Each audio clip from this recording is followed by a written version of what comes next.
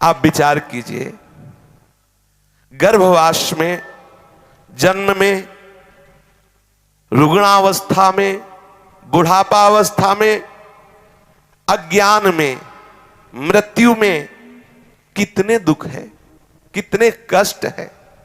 आप कभी विचार करते हैं कि ये मनुष्य जीवन दुखालयम भगवान ने कहा इस मृत्यु लोक को, तो तुम केवल भोगों को भोगते हुए सुख का अनुभव करना चाहते हो, कैसे आप इन महान दुखों से बचोगे। आप विचार कीजिए, मल के द्वारा ढके हुए गर्भ में अत्यंत सुकुमार शरीर से युक्त होकर जब हम थे, तो वहां बहुत छोटे छोटे कीड़े अंदर गर्भ में होते, छोटे छोटे कीड़े, वो उसको काटते हैं। वो जेर से लिपटा हुआ वो अत्यंत कोमल शरीर वाला बच्चा, माता को उस समय खाने की रुचि होती, खट्टा खाए, कड़ुआ खाए, क्योंकि उसकी त्वचा को जाके जलाएगा, उसे भोग भुगाना है। उसको उसकी जिह्वा में मांग होने लगती, मैं खट्टा खाऊं, तीखा खाऊं, चरफरा खाऊं। गर्मा गर्म, तीखे, कड़वे, खट्टे, इन पदार्थों के द्वारा उसके शरीर को भयंकर जलन होती है। हाथ पैर पूरी तरह वो फैला नहीं सकता, क्योंकि कुंडलाकार होता है, कुंडलाकार। ऐसे घृणित पदार्थों के बीच में कुंडलाकार छोटे छोटे कीड़ों से काटा जाता है, और खान पान की जो सामग्री विपरीत हुई उससे उसके त्वचा में बड़ी जलन होती है। श्वास भी ठीक से नहीं ले सकता। पूर्व जन्म के कर्मों का उस समय स्मरण करता और पुकार उठता है, प्रभु एक बार मुझे अवसर दे दो, मां के गर्भ से निकलने का एक बार अवसर दे दो। भगवान उसे ज्ञान शक्ति उस समय देते हैं।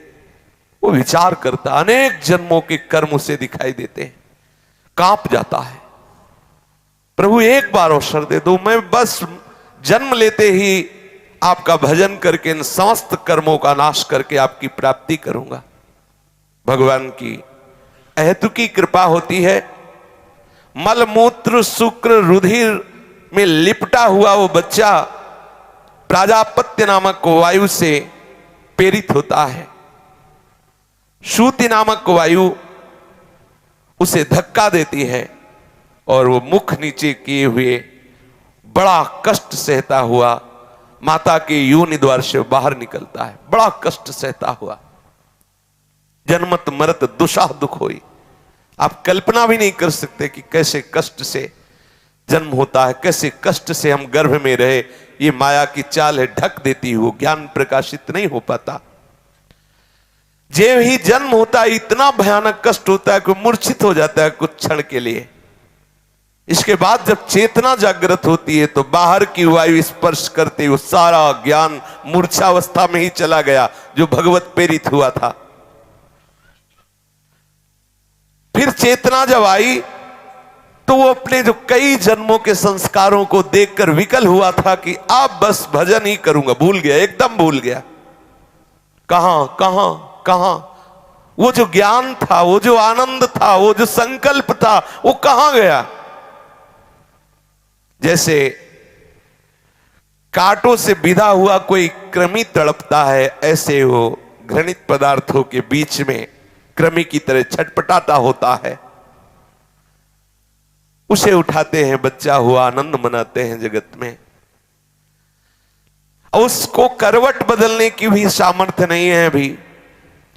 अगर त्वचा में कोई जीव काट रहा है, कोई खुजलाहट हो रही, वो शक्तिहीन है, केवल रोता है, कुछ कर नहीं सकता। जब मां दुग्ध पान कराएगी तभी वो पा सकता है, नहीं भूख से व्याकुल होकर वो रोता है। कीड़े की तरह छटपटाता रहता है, कुछ ना बोल सकता है ना कुछ कह सकता है, केवल सहता है। आप कभी अनुभव किए कि हम कितना कष्ट भोग कर आए हैं। सामर्थ्यहीन वो बच्चा जो अपने दुखों का ना तो किसी से वर्णन कर सकता है ना अपने को बचा सकता है, वो दुख भोगते हुए थोड़ा बड़ा हुआ, तत्काल उसके ऊपर तीनों तापों का प्रभाव घेर लिया, आधिदैविक, आधि भौतिक, आध्यात्मिक। वो अज्ञान अंधकार से विमूढ़ हुआ, अंतःकरण मलिन, मैं कहां हूं, मैं कौन हूं, मेरा लक्ष्य क्या था, क्या है, कहां जाऊंगा, मेरा स्वरूप क्या है, सब भूल गया, सब भूल गया। मैं क्यों बंधा हुआ हूं, मैं ऐसे कष्ट क्यों भोग रहा हूं, इसका कारण क्या है, कौन सा उपाय है जो मुझे इस कष्ट से बचा सके, ऐसी कोई जिज्ञासा नहीं। बस वो पुनः दुखों की राशि में फंसने लगता है। मुझे क्या करना है, क्या करना चाहिए, ये ज्ञान अपहृत हो गया। क्या बोलना है, क्या नहीं बोलना चाहिए, ये ज्ञान अपहृत हो गया। क्या धर्म है, क्या अधर्म है, कौन से मार्ग का अवलंबन करना चाहिए, कौन से मार्ग का निषेध है, ये सब बातें भूल गया। क्या कार्य दोष युक्त है, क्या कार्य निर्दोष है, विवेक शक्ति खो गई। अनेक चिंताओं से ग्रस्त यौवन अवस्था को प्राप्त हुआ। मदांध, जो मन में आया वही कर रहे। शिश्न और उदर की परायणता, केवल जीव का स्वाद और जनेन्द्री का स्वाद, दो ही लक्ष्य रह गए। पशु सदृश मूढ़, वो फिर भूल गया कि वही कर्म कर रहे हो जिससे पुनः तुम्हारी दुर्गति होगी। अज्ञानवश नाना प्रकार के भोगों का अपने को स्वामी मानकर भोगता है। मैं बलवान, मैं बुद्धिमान, मैं ऐसा, मैं तमोगुण बढ़ने लगा, स्वभाव विपरीत जा रहा है, जड़ता उत्पन्न हो गई। अज्ञान, शास्त्र की बातें रुचती नहीं, सुहाती नहीं, और प्रतिकूलता की बातें आ गई। प्रमाद की हद हो गई। जो शास्त्र कहता ठीक उसके विपरीत आचरण, प्रमाद। अब वो ऐसे कर्म आरंभ करता है जिससे उसको भोग मिले, भोग सामग्रियां मिले, वो चाहे शास्त्र विरुद्ध हो, चाहे हिंसात्मक हो, चाहे जितना निंदनीय कर्म हो। जड़ता से युक्त हो गया, जड़ता।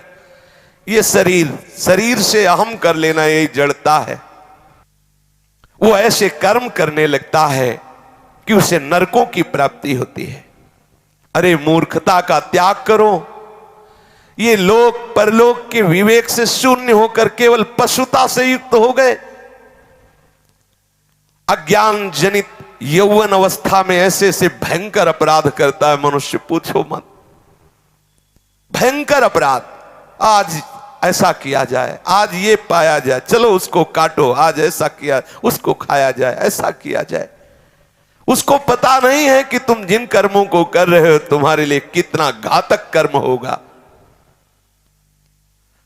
वो यौवन अवस्था में कुकर्म करते हुए, प्रमादवश ऐसे ऐसे कर्म करते हुए जो आया था मुक्त होने के लिए, पुनः दुर्गति की तरफ बढ़ने लगा। अब भयंकर रोग आने लगे, रोगों से ग्रसित शरीर जर्जर होने लगा, शिथिल होने लगा, दांत गिर गए, मांस ढीला हो गया, स्नायु नाड़ियां ढक गई, आंखें धस गई, नशा हिरन हो गया, जवानी का उतर गया। अब क्या करे, कर्म ऐसे हो गए कि बड़बड़ाते रहो, भजन नहीं होगा, ठाकुर का चिंतन नहीं होगा। अब नाक बह रही, नाक पोंछने की भी ताकत नहीं रह गई जो भुजाएं ठोकते थे। जब वृद्धावस्था आई तो नाक पोंछने की ताकत नहीं रह गई। खखारते हैं, दूर थूक भी नहीं सकते, दाढ़ी में ही गिरता है, ऐसे लाल टपकती है। और वही ताल ठोकते थे कि देखें भारत में कोई हमें परास्त कर दे। समय है, समय, तुम्हें समय दिया गया है। अब वो ठीक से लोटा में पानी लेके नहीं पी सकता, ऐसे हाथ कांपता है। लोग कहते हैं कि आपने ऐसा किया तो किसी की गर्दन हर समय ऐसी होती है। बोले नहीं, आप क्या बोले, वो कह ले रहे उनकी गर्दन ऐसे होती, कुछ ऐसे होते, बस ये ऐसे कहते हैं, ऐसे ऐसे होती है। बोले अब वो संभालना चाहते कि हम नहीं कहे, लेकिन ऐसे ऐसे हो रही गर्दन, क्योंकि शरीर में कंपन लो, हड्डियां कमजोर हो गई, जरा सा ठोकर लगी, गिरे, बोले टांग टूट गई, ये टूट गया, वो टूट गया, कुबड़ा हो गया शरीर। जठराग्नि मंद हो गई, आहार कम हो गया, शरीर की समस्त चेष्टाएं शिथिल होने लगी। पर विषयी मन उस समय भी वैसे ही विषय चिंतन में बावरा हो रहा है, फिर भी होश नहीं आ रहे। अरे अब तो राधा बोलो, अब तो कृष्ण बोलो, अब तो हरि बोलो। अब वो उठना बैठना सोना जागना चलना फिरना शौच स्नान खाना सब उसके लिए दूभर हो रहा है। कोई दूसरा खबर, हाथ नहीं काम कर रहा, दांत है नहीं तो दांत काम नहीं कर रहा, बोले नए लगवा लेंगे। कब तक? हाथ नहीं काम कर रही, अब नए लगवाओ हाथ। दांत तो नहीं लगवा, हाथ। बोले आंख, बोले हम नहीं बनवा लेंगे। अब इंद्री ही काम नहीं करे, दृष्टि ही काम नहीं करे तो आंख बदलते रहो। जब आपकी नेत्रेंद्री काम नहीं करेगी तो ऊपर नेत्र गोलक बदलने से थोड़ी। अब हमेशा बैठा हुआ है, लार बह रही है ऐसे। बोले बाबा, हाँ बाबा आंख खोले। अब उनको बहुत कान पे बोलो तब सुनाई देता है, क्योंकि भगवत चर्चा नहीं सुनी तो श्रवणेंद्रिय ने कहा अब हम सुनना बंद करते हैं। अब कान के पास बुला रहे हैं, वो बोल रहे हैं कुछ, वो समझ रहे हैं कुछ, वो बोल रहे कुछ, वो समझ रहे। घर वाले गाली दे रहे, दिमाग खराब। कौन उसके पास जाए? जाओगे तो एक तो गंध आती है और लार बह रही, कहो तो कुछ सुनता नहीं, ये बुढ़ा मर भी नहीं जाता। ऐसे बोलते हैं। ऐसे इंद्रियों पर कभी अधिकार नहीं किया, सदा इंद्रियों के अधीन होकर पापाचरण करता रहा, फिर पहुंच गया मृत्यु के समीप।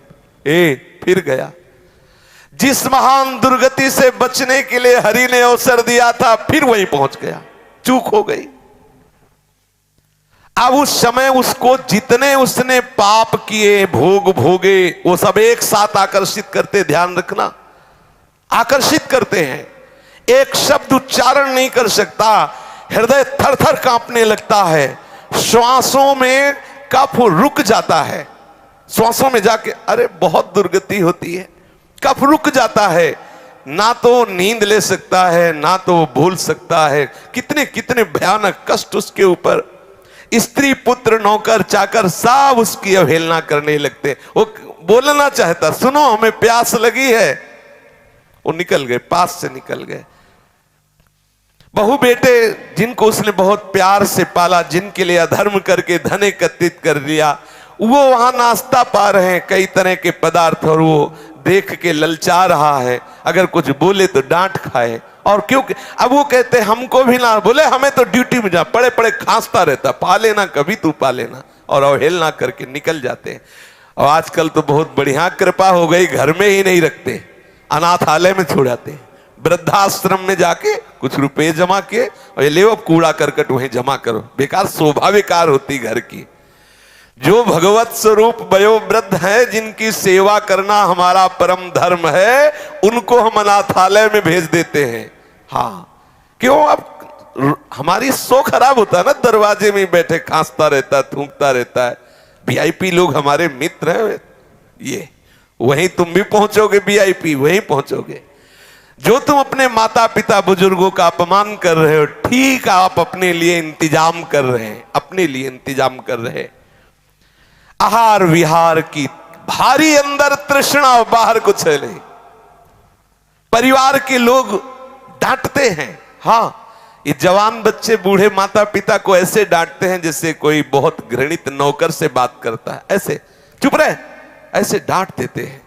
वो माता जिसने अपना वक्षा स्थल का दूध पिलाकर उसे बड़ा किया, जिसने उसे मल धोया, जिसने उसने अपने प्राणों की तरह पोषण किया, ठीक ऐसा जवाब देता है वही बालक जवान, उसका हृदय विदीर्ण हो जाता। मैंने तो आशा की थी ये कभी प्यार से और कभी पास बैठकर उनसे बात भी नहीं करता।